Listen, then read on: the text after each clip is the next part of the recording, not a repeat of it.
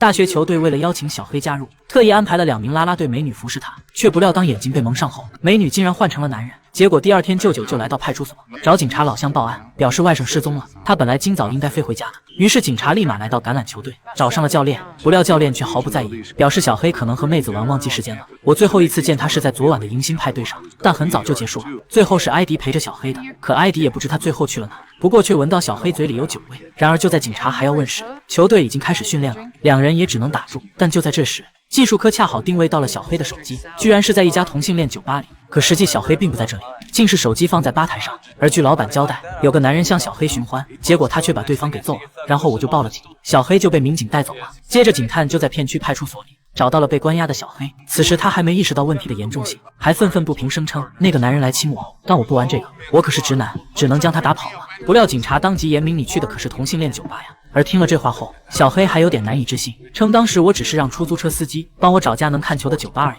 原来是这么回事。既然解释清楚了，小黑就想回家，但警察当然不允许，因为他打的是同性恋，所以现在上升为仇恨罪了。虽然小黑极力辩解，但一切都已是事实了。可阿曼达还想替他求情，他深信小黑是个好孩子，但本森刚升职为警长，肯定不能徇私，起码伤害罪是跑不了了。然而阿曼达不死心，他猜测肯定是学校里有事刺激了小黑，才导致他行为异常的。而最终本森被说服了，同意他去学校调查一下。当然先找的还是教练，可教练仍是坚称小黑在这里是很正常，至于走后发生什么就与我无关了。而眼见从教练嘴里问不出什么，他们则又转向了艾迪，但艾迪只承认队里想挖小黑，可最后没能签下，其余的也不知道了。不料警察很了解这种事，怀疑他们用了非常规手段笼络过小黑，结果艾迪还假装不懂，但警察岂会相信？而阿曼达转头一看，也明白球队可能用了美人计，于是接着就来审问了啦啦队。然而黑妹也是什么也不知道。不过在得知小黑因殴打同性恋被捕后，她竟脱口而出：“不会是把泰打了吧？”而一听这话，警察立马追问泰是谁，黑妹也只能交代了。哪知泰却称这只是个玩笑。然后在警察的审问下，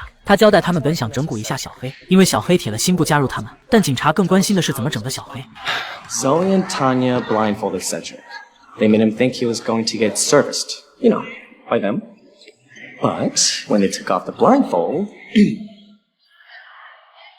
而警察一看五姑娘，就明白后来竟是泰服侍了小黑。但当问起这是谁的主意时，泰却死活不说了，并表示人家让我干啥我就得干啥，反正我不敢供出队里的人，否则他们会撕了我的。虽然泰没说出幕后主使是谁，但已经证实小黑是被陷害搞基的，所以他才会在酒吧打人。而有了这个发现，就能为小黑减刑了。可哪知小黑仍是羞于开口，见状警察也就直言我们找过泰了，但发生的事必须由小黑说出，可他还是不开口。哪知下一秒意外就发生了。Get your hands off me!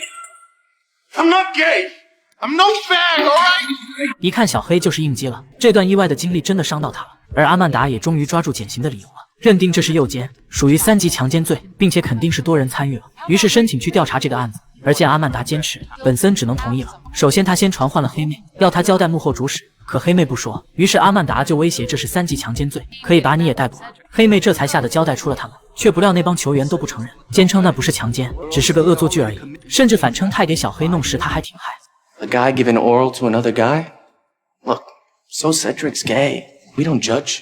而在被逼问的急眼之后，他们就让警察去找艾迪，毕竟最后是他陪着小黑的。不料艾迪见是警察就想逃，但最后还是被追上了。不过他也声称小黑是咎由自取，并威胁警察不要找事。对此警察还真没招。随后艾迪就潇洒离开了。就这样俩人调查了一圈，什么也没问出来。显然这帮人已达成了攻守同盟。而就在这时，意外突然发生了，小黑居然在监狱里上吊了。虽然最后被救了，但这辈子是不能再打球了。然后在阿曼达的追问下，他才说出今天黑妹来探监，说他们手里有视频，这不就是威胁恐吓吗？必须严惩。哪知黑妹还挺委屈，表示不知道小黑会上吊，还好心告诫那帮人手里还有他的把柄。可警察更关心的是谁叫你去的，结果黑妹很痛快承认是教练，有这话就行了。随后警察先逮捕了球队队员，然而他们仍是不承认强奸，并嘲讽小黑就是提起裤子不认人。最后轮到审问艾迪了，而他也耻笑小黑因为这点事就自杀，就是个超级怂货。不料警察却听出了门道，艾迪很是在意硬汉和怂包，并且他坦然，如果是我遭遇一样，肯定会扛下来。而结合多年的办案经验，警察一眼就看出你经历的要比小黑惨得多。这下可戳中了艾迪的心窝子。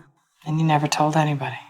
You know, Eddie, I've been doing this for a while, and I can see that you got a lot of weight on you. And I can also see that you want to let it go. I can take it. I can carry it. Carry what? What did they do to you? They do the same thing that they did to Cedric. That was nothing. Nothing!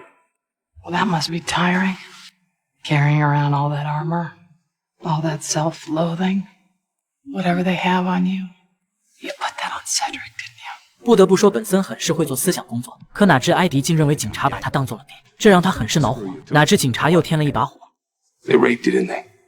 不料埃迪思考了半天后竟回答：“教练说我要学会坚强，而我已经悟透这俩字了，那就是变相承认了呗。”可不料下一秒，埃迪竟突然砸碎了玻璃，把刚才的话全抛之了脑后，交代了所有。随后俩人向检察官汇报了结果。埃迪坦白，教练为了教他成为硬汉，曾让老队员用扫把柄侵犯过他，可为了进职业队他忍了，甚至也不敢换球队，担心被别人当作怂包，并且他也交代了。 教练还教唆强奸了其他4名队员，而得知这一切后，检察官当即批准逮捕教练，这完全可以起诉1级强奸罪了。然后警察就闯进了球队办公室，要逮捕教练。哪知教练不服气，还以为是小黑的事呢。不料警察称是埃迪，他已经指控你强奸了。可即使这样，教练也很自信，埃迪不敢出庭指证，因为他深知埃迪是个怂包。结果下一秒就被警察怼了回去，直言谁叫你教的好呢？他现在已经学会坚强了。这下教练彻底无言以对了。 最后，警察把审判结果告诉了埃迪，教练接受了认罪协议，所以你不用出庭了，避免了你的事泄露，你可以继续冲击进国家队了。可哪知听了这话后，埃迪并没多么高兴，他决定不再打球了，很是担心秘密暴露。然而警察保证不会的。结果埃迪解释，不光是被性侵的事，其实我也是 gay， 如果再进职业队的话，还要拼命掩藏性取向，我会受不了的。既然如此，警察也就不劝了，毕竟这是埃迪自己的选择，希望他以后会越来越好吧。